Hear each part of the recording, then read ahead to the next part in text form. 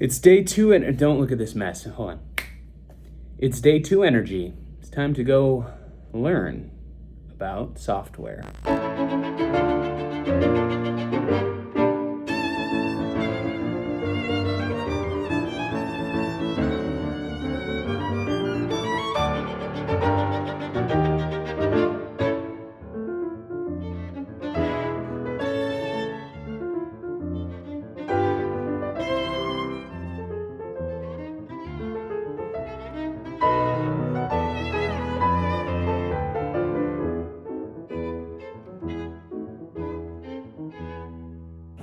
So I'm heading to the last session of the day, which is a pretty short one.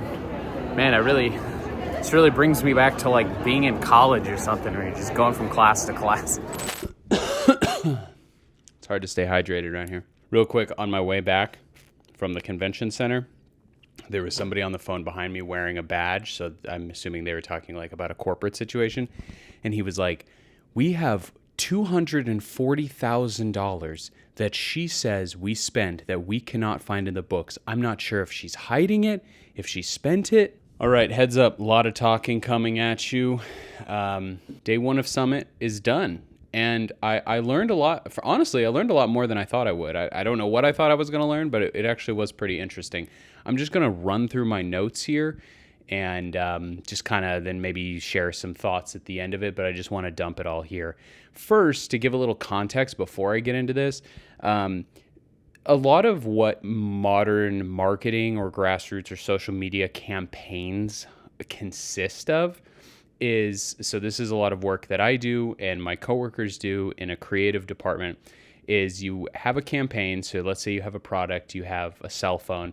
You're going to take a lot of product photos of that cell phone, and then you're going to blast them out on social media. But then social media has different platforms, so you need to make custom content for that platforms. But then you might have audience members who have different interests, so you need to tailor those imagery to the various interests of those target audience. If you're trying to go for a market that doesn't have English speakers, then you need to recreate that ad with a different language, and the list goes on and on. So there's so many platforms, there's so many different ways in markets and whatever. And so that is a process that creative teams are slogging through. And the general theme of Adobe Summit is using generative AI and AI analytics to automate that process, to make that easier. So that I just wanted to give you that context to help kind of understand some of this stuff.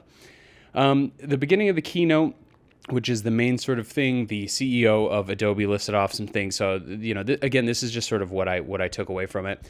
Adobe is the largest in customer marketing management software. Not a huge surprise, but I just thought that was worth noting. A lot of what they talked about was through something called Adobe Experience Manager, Firefly, and Gen Studio. So that's another piece of context. There have been 1.2 trillion experiences, so that's emails, notifications, etc., per year through Adobe. 1.2 trillion. So that's every text message, email, blast. I thought that was pretty profound. Focusing on personalization at scale to improve engagement and retention. I'd say personalization was sort of the word of the day. James Quincy, who is the CEO of Coca-Cola, spoke at this event, or he was interviewed at this event. I thought it was really funny because when he comes on stage, he sits down and immediately cracks a can of Coca-Cola, and I was like, that's a nice touch. A couple of things that he said, don't sell what you make what sells. I thought that was a really interesting insight, because Coke during the pandemic killed roughly 200 of their 400 brands that they owned, and this was to streamline the marketing and business focus. So they were bloated with all of these brands, and that's sort of that concept where they were just trying to market stuff to sell, and they tried to change it of like, all right, let's just focus on what sells and market that. The Share a Coke campaign, you might remember this when all of the Coca-Cola cans had people's names on it. That was one of the most successful marketing campaigns in Coke's history and in across marketing in general. And I thought it was kind of cool that he talked a little bit about that, because that campaign was the first personalized marketing at scale. Remember, personalized marketing at scale on a physical product. And that was made possible by the digital printer. So that example and how successful that was in marketing was a great sort of template for what Adobe is trying to do, or trying to advertise that you can do with their new suite of softwares. The customer wants to be at the center of their own narrative. The goal is to make the product support that. It's profoundly attractive to customers. That's a direct quote. He referenced the Christmas commercial. You may have seen this around Christmas time, as the polar bears with the trucks. It was all completely AI generated, caused a lot of stir, and I think was ultimately successful for them because it was so, just got people talking. He said it was cheaper, it was quicker. When they're able to create people in the ad, that customization will be able to be at scale. Custom video ad just for you is what I wrote down. So the key is to make the customer the protagonist of the ad. That's what they're going for. So they took the inspiration of that sort of share a can of Coke where the Coke had your name on it. That was a physical product. And now they want to automate a process in a world where every time you watch a Coca-Cola ad, it was generated specifically based on your interests. So it's hyper targeted to what you're going for. And that's kind of what the marketing AI world is focusing on right now. The lower the cost of the ad, the more times we can recreate the custom ad until you click. So again, every time you see a Coke ad, it's created out of thin air essentially just for you. And if you don't click on it, then it's going to recreate a new one just for you. And it's going to keep doing that until it fine tunes what you do and don't like about it, because they're able to now gather some of that information about what about that generated ad you may or may not have liked, and it can take away the things that didn't engage you and emphasize the things that did engage you and keep building on that until it's this perfect ad just for you. Something that he said that I also worth noting was he says, I don't want to be spammed with rubbish. And that's something that I'm going to come back to later when I talk a little bit more about my thoughts about all of this. The Adobe Brand Concierge software unveiling is giving customized data analytics for each customer to what you are most likely looking for or interested in seeing. Again, just notating that same sort of thing, that we now have access to this data that can theoretically, and in a lot of cases is being proven, look at what you're most interested in creating a custom ad for you kind of on the spot. Volume, variety, quality of content to fill marketing and communications channels has grown. Again, like I said in that sort of context piece at the beginning, the amount of content that marketing companies have to crank out in order to hit every target audience effectively and also stand out is just growing exponentially, and creative teams are just completely overwhelmed by this. They talked about an ideation software that creates and designs visual suggestions, wording, language, and concepts based on other successful content online. Attach data as why those aspects are successful. So they have Gen Studio, which from beginning to end will walk you through. So you go and you say, I need to make a cell phone ad.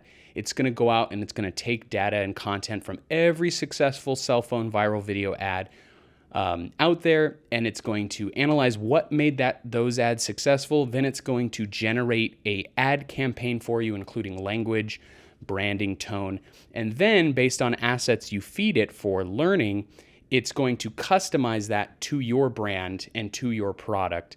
And then from there, you can then go through Firefly. So you kind of see the workflow. Firefly is a software that does auto generation of these ads and things, like I talked about in the beginning, that removes the tedious process of having to make each one, manually by hand. The shelf life for content is getting shorter every year. Diversity, content, and communications. There's an emphasis to diversify content and communication. So again, you're trying to hit every single audience member specifically. You're not necessarily trying to make an ad that appeals to everybody. Now you're trying to make 1 million ads that appeal to the very one person individually. Automate the content generation. That was sort of the theme. And so that was the keynote. Now we'll move on to a session I did of real world insights from brands using Gen Studio for performance marketing. This one wasn't as meaty. 81% of customers want a personalized experience from companies. That's not that surprising to me. 59% of marketing teams say they can't keep up with content demand. That's absolutely true.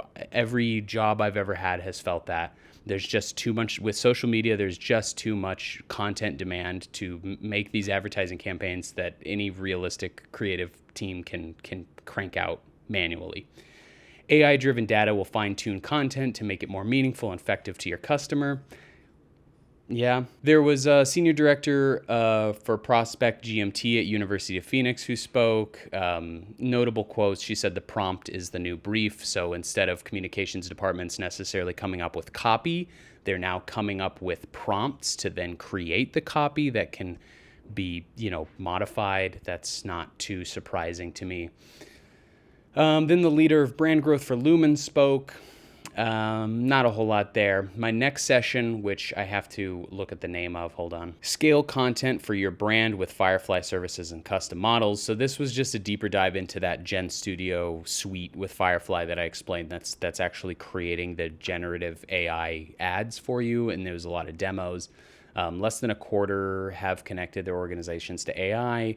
Firefly has Gen 3D models coming soon, is something I noted, but it was mostly a Firefly tech demo. Using Firefly for language accessible content tailored to non-speakers. That was a note I made for my own content of that. They have part of the Firefly software is I could take this video of me speaking, put it into this software, and it's going to translate it. It's going to synthesize my voice. It's going to translate it into a different language, and then it's going to create a AI video model of my mouth moving to that. So it's very convincing that suddenly you'd have a video where I'm speaking German, and they had some demos of that, and it was pretty impressive. Using then Matt of the consumer experience, he's the lead of consumer experience at Clorox. Fun fact, I don't know if you guys know this, but Clorox owns Hidden Valley Ranch. That's unrelated. I just thought that was surprising. Consumer brands are considering when people use AI agents to shop for them. So that was something he talked about. Clorox is that I just found interesting. It's not really that related to my work, but when a retail brand is creating a advertising campaign, they have to not only target it towards people, but a lot of people shop using AI agents. So that's Siri, Alexa, ChatGPT, or something where they say, "Hey, go out and find me the best vacuum." And so they have to tailor their content to be identified in a certain way by that agent to then sell. So sometimes they're not even selling to customers direct. They're kind of selling to robots that will then take that information back. I thought that was an interesting and kind of almost shocking realization, but it makes sense. I put in quotes, "Get started quickly." So this is where I'm going to take off my sort of, competitor hat and put on my Keller hat. And I think it's appropriate to keep in mind a level of skepticism. Get started quickly is sort of a theme that a lot of these sessions had. Ultimately, it's Adobe Summit, right? It's Adobe. It's one of the largest software companies in the world. This summit, its sole purpose at the end of the day is to sell you their products. And in a lot of the demos, a lot of this generative AI where they're showing about look, we have this brand and we can create these generative photos and this generative text and these generative ads, they're really, really impressive technology. But there's a little piece of me that's sitting there as a consumer, as a person who's not in marketing at all or communications, who's just looking at it as Keller the consumer. And I'm thinking a lot of this stuff looks really bad. It looks very AI generated, and I've been calling it the AI glaze, and the look. Every AI generated image just has this sort of like uncanny valley, swirly, soft, loose details look to it. And the language of the ads that it was generating was very ChatGPT. I don't know how to describe it more, but if you use large language models, you know what I mean. There's just a tone to all of it that is so flat and voiceless, and it's like somebody's talking in the way that they're just trying to say the things that you want to hear. I don't know quite how to describe it, but if you know, you know. And all of it had that across every aspect of every piece of software, every demo, everything that they were creating to impress us. It was impressive. It was really impressive technology. It does solve a tremendous amount of problems for this entire industry, this growing problem of the need for all of this content. Automation is an obvious solution, but it still looks like AI content, and I don't know if people connect to that meaningfully. And I mean that. I don't know, because I see generative AI content all the time online. I'm starting to see it from big name brands. And when I see it, I go, oh, that's AI generated. I don't connect emotionally to it. I don't think about the product even. I just think about, oh, that's AI. Now, this could be because it's all in the infancy. It also, all this technology could be better over time. Maybe I won't be able to distinguish AI. But there's a little bit of me that thinks that maybe everything will become so AI generated and everything will have that look that it will start to become the normal. It will start to become the standard. And I'm going to go back to what was his name? Quincy Adams?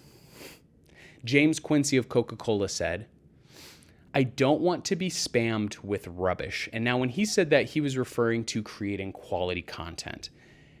And I think that was an important thing to keep in mind. Is this quality content? I understand that it is harder to break through all of the noise we are just we're overstimulated with the amount of communications coming at us through our phone, at our TV, every possible advertisement, and it's super loud and it's so much noise. So is the solution to stand out creating more noise? And I mean that. Is this generative content meaningful, or is it just more noise? Again, these are genuine questions. I'm not coming at this from a thing of like, it's not a leading statement where whatever. I think that's important to keep in mind, that this company, Adobe, is putting on this summit with all of these presentations that are all like, look, this is it. Get on it now. You're going to miss the wave, jump into it. And when you're sitting there with thousands of other people who are all industry leaders, there is a sense of, yes, they are right. We do need to jump on this. This is this is what we need, right? Because if it wasn't what we needed, the head of Coca-Cola wouldn't be talking about it. That's the sense that they give you. But it's still marketing. They're still marketing a product to you. It's a very impressive product. It's a product that very well is useful. But I don't know. I just want to take a moment I like to take a moment several times today, and I want to keep doing that to remember that this is all one big commercial. And so, you just have to keep that in mind about whether or not this is something that you need to go all into, or if there are other ways to make effective marketing other than just generative AI everything, right? And make as much of it as fast as you can all the time, because there is a lot of emphasis on fast and more. But there was not necessarily an emphasis on quality, and I think they know that, because when you look at it as a consumer with maybe a little bit more of a creative slant, you're like, that looks bad. That just doesn't look like anybody put any time and thought into it. I've almost spoke for 20 straight minutes, but thank you for listening. But overall, it was really good. It was really interesting. I enjoyed it all. I'm looking forward to tomorrow. Have some more sessions. That's it. Thank you.